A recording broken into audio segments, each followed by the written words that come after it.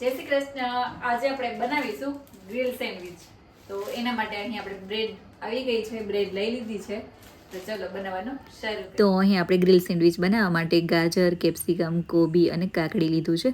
અને આપણે કોબી, કેપ્સિકમ અને ગાજરને ચોપર વડે ચોપ કરી દઈશું અને આપણે કાકડીને ઝીણી સમારી લેવાની છે.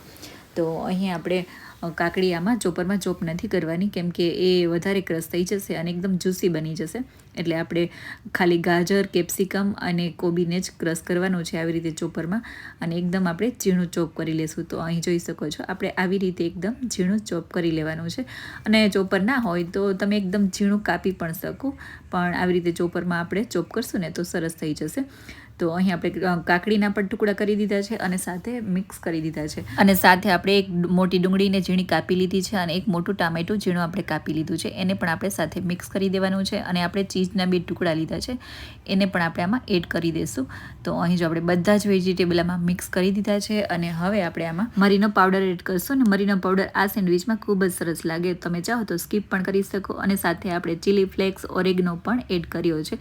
અને પછી આપણે આમાં દાડમ એડ કરશું. દાડમ ખૂબ જ સરસ લાગે, તમે ચાહો તો એ પણ સ્કીપ કરી શકો. અને ઘરમાં હોય ને તો એડ કરશો તો આપણે ખૂબ જ સરસ લાગશે સેન્ડવિચમાં. અને સાથે આપણે 2 સ્ક્યુબ લીધી છે ચીઝની, અને ચીઝને પણ આપણે આમાં જ ખમણી લીધું છે. અને હવે આપણે આમાં માયોનીઝ એડ કરશું. દોસ્તો, માયોનીઝ બહુ હેલ્ધી નથી, એટલે હું અહીં થોડું માપમાં જ એડ કરું છું, કેમ કે હેલ્ધી નથી હોતું માયોનીઝ, એ બાળકો માટે ખાસ કરીને. એટલે હું અહીં થોડું જ એડ કરું છું. અને સાથે આપણે ઉપરથી ટોમેટો કેચઅપ પણ થોડું એડ કરશું, એટલે ખૂબ જ સરસ લાગશે.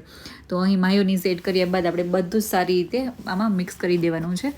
અને આપણે પછી આમાં થોડું ટોમેટો કેચઅપ એડ કરશું ને એટલે ખૂબ જ સરસ લાગશે. તો અહીં જો અહીં આપણે ચીઝને બધું સરસ મિક્સ કરી દીધું. અને હવે થોડું આપણે ટોમેટો કેચઅપ એડ કરશું. તો તમારે જે પ્રમાણે આ સેન્ડવિચ સ્વીટનેસ પસંદ હોય એ રીતે ટોમેટો કેચઅપ એડ કરી શકાય. તો અહીં આપણે ટોમેટો કેચઅપ એડ કર્યા પછી પણ આપણે સરસ બધું જ મિક્સ કરી લીધું છે. અને આ આપણું સેન્ડવિચમાં ભરવા માટેનું મિશ્રણ તૈયાર થઈ ગયું છે. અને હવે આપણે બ્રેડ લીધી છે, અને બ્રેડમાં આપણે થોડું મિશ્રણ એડ કરી અને સરસ બ્રેડને ભરી લેવાની છે. અને પછી ઉપર બ્રેડ એક મૂકી દઈશું. અને દોસ્તો, તમે ચાહો ને તો બ્રેડમાં ઉપર પહેલાં તો બટર યા તો ઓઇલ લગાડશો ને તો પણ ખૂબ જ સરસ લાગશે. પણ મેં અહીં બટર યા તો ઓઇલ કશું જ એડ નથી કર્યું, ડાયરેક્ટ જ હું આમાં મિશ્રણ એડ કરી રહી છું. જો તમે બટર યા તો ઓઇલ લગાડશો ને તો ખૂબ જ સરસ લાગશે, પણ મેં અહીં સ્કીપ કર્યું છે. તો અહીં આપણે આવી રીતે બધી બ્રેડ ભરી લેવી અને પછી જો આવી રીતે ઉપર એક બ્રેડ ઉપર મૂકી દેવાની છે દોસ્તો. અને હવે આપણે આને ગ્રીલ કરવાની છે દોસ્તો. તો અહીં જો આપણે બધી જ સેન્ડવિચ ભરી લીધી છે, અને હવે આપણે સેન્ડવિચ ગ્રીલ કરવાની છે. તો અહીં આપણે ગ્રીલર લીધું છે અને બંને તરફ આપણે ઓઇલથી ગ્રીસ કરી લીધું છે. અને જો બ્રેડની ઉપર બટર યા તો ઓઇલ લગાવેલું હોય ને તો આ ગ્રીલરને ઓઇલથી ગ્રીસ કરવાની જરૂર નથી હોતી. તો આવી રીતે ગ્રીલરમાં 2 સેન્ડવિચ મૂકી અને આપણે ગ્રીલ કરી લેશું. તો હવે આપણે બંધ કરી અને થોડી વાર થવા દેશું.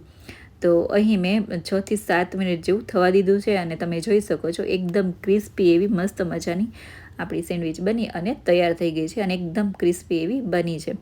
તો સેમ આવી જ રીતે આપણે બીજી સેન્ડવિચ મૂકી અને આપણે સરસ ગ્રીલ કરી લેવાની છે દોસ્તો. અને પેલી સેન્ડવિચ બનતા થોડો ટાઈમ લાગે છે, પણ આપણે પછી ગ્રીલર ગરમ થઈ ગયું હોય છે એટલે ફટાફટ બધી ઉતરી જતી હોય છે. તો અહીં આપણી બધી જ સેન્ડવિચ બની અને તૈયાર થઈ ગઈ છે. અને દોસ્તો, તમે ચાહો ને તો આ સેન્ડવિચ ક્યારેક બાળકોના લંચ બોક્સમાં પણ આપી શકો છો. ખૂબ જ સરસ બને છે. અને માયોનીઝ બાળકોના માટે જ્યારે આપણે બનાવતા હોય ને ત્યારે માયોનીઝ બને ત્યાં સુધી ઓછું જ એડ કરવું. તો અહીં આપણી સરસ મજાની સેન્ડવિચ એકદમ ક્રિસ્પી એવી બની અને તૈયાર થઈ ગઈ છે. અને આપણે સર્વ પણ કરી લીધી છે.